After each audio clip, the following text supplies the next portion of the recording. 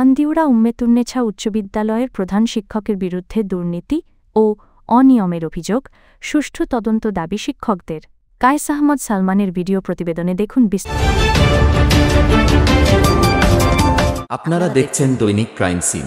হবিগঞ্জের মাধবপুর উপজেলার ঐতিহ্যবাহী শিক্ষা প্রতিষ্ঠান আন্দিউরা উম্মেতুন্নেছা উচ্চ বিদ্যালয়ের প্রধান শিক্ষক মোহাম্মদ আমিনুল ইসলামের বিরুদ্ধে উঠেছে দুর্নীতি, অনিয়ম ও শৃঙ্খলা ভঙ্গের গুরুতর অভিযোগ। বিদ্যালয়ের ১৪ জন শিক্ষক ও কর্মচারী সম্প্রতি হবিগঞ্জ জেলা প্রশাসকের কাছে লিখিত অভিযোগ জমা দিয়েছেন। তারা দাবি করছেন, প্রধান শিক্ষক মোহাম্মদ আমিনুল ইসলাম দীর্ঘদিন ধরে বিভিন্ন অনিয়মে লিপ্ত রয়েছেন। এতে বিদ্যালয়ের শিক্ষার পরিবেশ ও সুনাম চরমভাবে ক্ষতিগ্রস্ত হয়েছে। আমরা কিন্তু উনি আসার আগে, আমি তো ২০০৩ থেকে এখানে, উনি আসার আগে আমরা কিন্তু রিসিট বই ছিল আমাদের।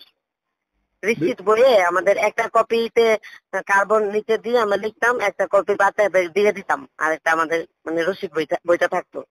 এটা উনি এসে এটা বাদ দিয়ে দিয়েছেন। মানে উনি আসার পর ওইটা চেঞ্জ করে ফেলছেন উনি, না?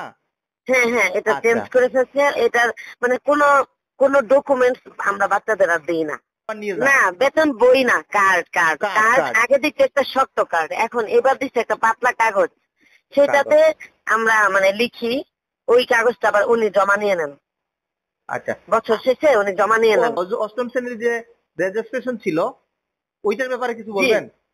জি, অষ্টম শ্রেণীর রেজিস্ট্রেশন আমি হচ্ছে অষ্টম শ্রেণীর এই শাখার ক্লাস টিচার, আরেকজন টিচার আছে, আরেকটা ম্যাম আছে, উনি হচ্ছে বি শাখার। তো আমরা যে রেজিস্ট্রেশনের টাকাগুলো তুলে ওনাকে দিয়ে দিই, ওনার কাছে জমা দিয়ে দিই। সেই টাকা উনি কিন্তু ওনার হাতে রেখে খরচ করে, এটা কোথাও জমা দেয় না। রেজিস্ট্রেশনে খরচ কমপ্লিট করার পরে উদ্বৃত্ত যে টাকা, সেটা কোথায় যায় সেটা উনিই জানেন। মানে আপনাদের দাবি যে আপনারা যে অভিযোগগুলো করেছেন সম্পূর্ণ সত্য? জি, সম্পূর্ণ সত্য, এগুলো তদন্ত হোক আমরা চাই। আর আমি 10 বছর এই স্কুলে চাকরি করি, 10টা বছর আমি স্বাধীনভাবে কোনো একটা কাজ করতে পারি নাই।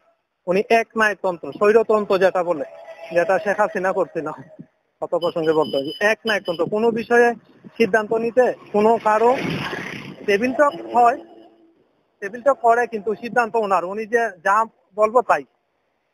শিক্ষকের কোনো কথাই এখানে ম্যানেজিং কমিটি আমি বলতেছি না, আমাদের নিয়ে যে আলোচনাগুলা, শিক্ষক স্টাফ নিয়ে যে আলোচনা হয়, এখানে কোনো শিক্ষকের কোনো মন্তব্য উনি করে না, গ্রহণ করে না, সিদ্ধান্ত গ্রহণ। কুরুচিপূর্ণ বক্তব্য উনি আচরণ করে, এটা যদি বলেন।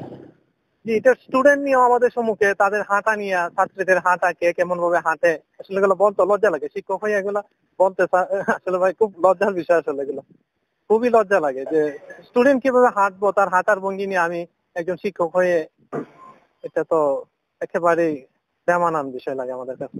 এগুলো বলতে আসলে লজ্জা লাগে। এই যে একটা পয়েন্ট বলছেন, আসলে এটা না, আপনারা লিখছেন বলেই বললাম আমি। আইসিটিতে আমাদের লোক নিয়ে গেছে, ল্যাব সহকারী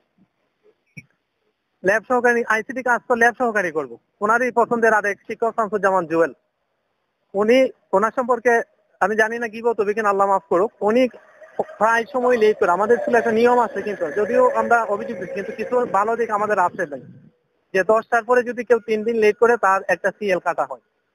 কিন্তু এই আইনটা জুয়েলের ক্ষেত্রে প্রযোজ্য না। এই যে স্বজন প্রীতি একটা অফিস সহকারীর মূলত যে কাজগুলা এই পর্যন্ত আমি আমার কাজগুলো বুঝে পাই নাই। তারা নিজের মতো করে স্যারের রেজলিউশন লেখে, তারপর ক্যাশ কলাম লেখে, আদায় করে অন্যান্য দু একজন শিক্ষকের মাধ্যমে যাবতীয় কাজ স্যারে হ্যান্ডেল ভাবে করে। আমার কোনো পাসওয়ার্ড দেয় না, রেজিস্ট্রেশনে কোনো কাজ দেয় না, যাবতীয় কোনো কাজই দেয় না। আচ্ছা, রেজিস্ট্রেশন বাবদ যে অর্থ কালেকশন করেন, এগুলা কি আপনারা কি সরাসরি ব্যাংকে জমা দেন নাকি নিজেদের কাছে রেখে দেন? না, নিজেদের কাছে তো অবশ্যই না, এটা তো আমি জমা দিয়ে দিই স্কুলে। জমা কি আপনি সরাসরি ব্যাংকে দেন নাকি স্যারকে দিয়ে দেন? স্যারকে দিয়ে দিই, আমি সরাসরি ব্যাংকে জমা দেবো, আমি চিনি না। আচ্ছা, আপনার যে মাসিক যে টাকাগুলো নেন, ওগুলার কি মেমো দেন কিনা, ছাত্রদের মেমো দেন কিনা?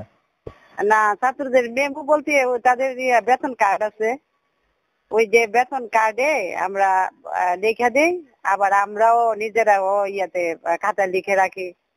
তারপর আমাদের আবার বেতন কার্ড, এটা ওই যে শিক্ষার্থী কপি থাকে আর বিদ্যালয়ের কপি থাকে আর কি। বিদ্যালয়ের কপিতে লিখে রাখি, আবার হাজিরা খাতাতেও লিখি। তারপর স্টুডেন্টও দিয়ে দিই।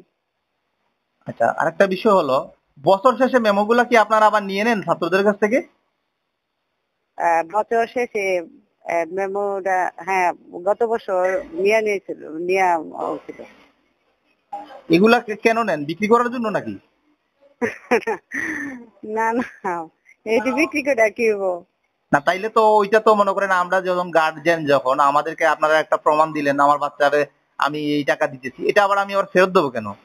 ফেরত ওই সম্ভবত আমরা যা বুঝি আর কি, আমি শিক্ষক হিসেবে আমি যা বুঝছি, এটা ওই যে আমরা ইয়েতে লিখি না, ওই যে বিদ্যালয় কপিটা জি জি। আর শিক্ষার্থী কপিটা একসাথে সম্ভবত এটা স্যারে অডিট করে নাকি দুইটা মিলাইয়া দেখে এরকম। তারপর যখন আমার আমার মানে আমি যতটুকু বুঝি আর কি, যেহেতু অভিযোগ হয়েই গেছে, তো এটা তদন্ত সাপেক্ষে তো সবকিছু বের হয়ে আচ্ছা, যায়, তাই যারা না? অভিযোগ করছে, আমি আপনার যেহেতু ওনারা আপনার কলিগ, হ্যাঁ, ওনারা কেমন যে 14 জন অভিযোগ করলেন, আপনার দৃষ্টিতে না, ওনারা কেমন? ওনারা তো আমি খারাপ বলবো না, ওনারা যে খারাপ বা ওনারা আমি তাও বলবো না, তারাও তো ভালো। তো এখন অভিযোগ যেহেতু বিষয়টা হয়তো মানে কোনো কিছু বুঝতে পারছে বলে অভিযোগ করছে, এখন অভিযোগ যেহেতু হয়েছে এটা তো আমি মনে করি তদন্ত হয়ে দরকার। আচ্ছা, বিশেষ ক্লাস বাবদ কোনো টাকা টুকা পাইছেন আপনি? বিশেষ ক্লাস যেগুলো নেন আপনারা, এগুলা টাকা পাইছেন? হ্যাঁ, পাইছি। কত টাকা পাইছেন আপনি? কত টাকা সবাই কত টাকা করে পাইছে সবাই? এটা আমার খেয়াল নাই। আপনি কত পাইছেন? এটাও আমার খেয়াল নাই। আদায় কি তো টাকা কি প্রতিদিন ব্যাংকে জমা হয়? আমাদের টাকা এটা তো হেড স্যার বলতে পারবো, আমি তো বলতে পারবো না, আমি তো টিচার নাই স্কুলের, এটা ক্লার্ক বা হেড স্যার বলতে পারবো। আর এখানে যে 14 জন অভিযোগ করছে, ওনারা কেমন? ওনারা তো আপনার কলিগ। ওনারও ভালো। আমার মধ্যে বললে তো আমি সব বলবো যে সব মিথ্যা, আমি রাইট। সত্যটাই বেরিয়ে আসুক। সত্য বলতে এখানে যা বলছে কোনটাই তাদের সঠিক না। তাহলে স্যার, আমি যেটা বলতে চাচ্ছিলাম যে এখানে অনেকজন শিক্ষক, এতজন শিক্ষক আপনার বিরুদ্ধে কথা বলার কারণটা কি হতে পারে? হ্যাঁ, কারণ এনে একজন দুজন টিচার আছে না দুষ্ট প্রকৃতি। আমার সিসি ক্যামেরা আছে 16টা, প্রত্যেক ক্লাসে, বারিন্দায়, বিদ্যালয়ের গেট, সব জায়গায় সিসি আছে, কিন্তু আমার অফিসে নাই। বিষয়টা হচ্ছে সরকারি যে বিধি অনুসরণ না করে যে প্রতিষ্ঠানের নিজস্ব অর্থায়নে যে দুই তলার যে ভবনটা আপনারা নির্মাণ করতেন, নীতির কথা স্পষ্টভাবে ওনারা লিখছে আর কি, এটা নিয়ে কিছু বলবেন কিনা? আচ্ছা, এটা নিয়ে বলি। আমি 13 সালের অক্টোবরের 1 তারিখ জয়েন করার পরে, মানে আগে স্কুলে ফান্ড বলতে কোনো কিছু ছিল না, আমি শূন্য হাতে এই চার্জ নিছি। নেওয়ার পরে সেলিম চৌধুরী সাহেব এই এলাকার একজন মান্যবর ব্যক্তি, সর্বজন শ্রদ্ধেয় ব্যক্তি, যিনি ঢাকা বিশ্ববিদ্যালয়তে গোল্ড মেডেল প্রাপ্ত একজন ব্যক্তি, অসীম চৌধুরী বড় ভাই, উনি সভাপতি। তাহলে ওই 17 সালের বিল্ডিং আজকে 25 সালে বলে কেন? এর আগে বললো না কেন? কোনো কথাই বললো না কেন? এখানে আরেকটা অভিযোগ আছে যে কর্তৃপক্ষের অনুমতি ছাড়া স্কুলের যে পুরাতন বই, বেতন কার্ড, পরীক্ষার আসবাবপত্র বন্ধের দিন বিক্রি করা হয়, অর্থ ফান্ডে জমা না করা, মানে করা হয় না। আচ্ছা, এখন এটার বলতে পারেন যে এটার অভিযোগটা আসলো কেন, বা এটা বন্ধের দিন কেন হয়? এটাই বন্ধের দিন কেন হয়? এখন এটা এই পুরান কাগজটা স্কুল খোলার দিন হলে যেমন তারা এই পিয়নরা আর কোনো কাজ করবে না। জেলা প্রশাসক মহোদয়ের কাছে ওনারা 14 জন যে একটা অভিযোগ দায়ের করছে, এই সম্বন্ধে কিছু জানেন কিনা? না, এই সম্পর্কে গতকালকে আমাকে জানাইছে, এর আগে আর আমার কোনো এই সম্পর্কে জানাই নাই, এই পর্যন্তই আছে। না, এটা তো আমার কাছে দেয় নাই, এটা ডিসি স্যারকে দিছি। এখন ডিসি স্যারের অবশ্যই একটা তদন্ত কমিটি বা এটা ফরওয়ার্ড করে ইউনো স্যারকে দিবে, এই আর কি। আমি এমনি শুনছি, কিন্তু কি বিষয় নিয়ে অভিযোগ করছে এটা জানি না। প্রতিষ্ঠানের স্বাভাবিক পরিবেশ ও সুনাম বজায় রাখতে দ্রুত সুষ্ঠু তদন্তের দাবি জানিয়েছেন অভিভাবক ও এলাকাবাসী। এখন সময় বলবে অভিযোগের সত্যতা কতটা আর প্রশাসন কী পদক্ষেপ নেয়।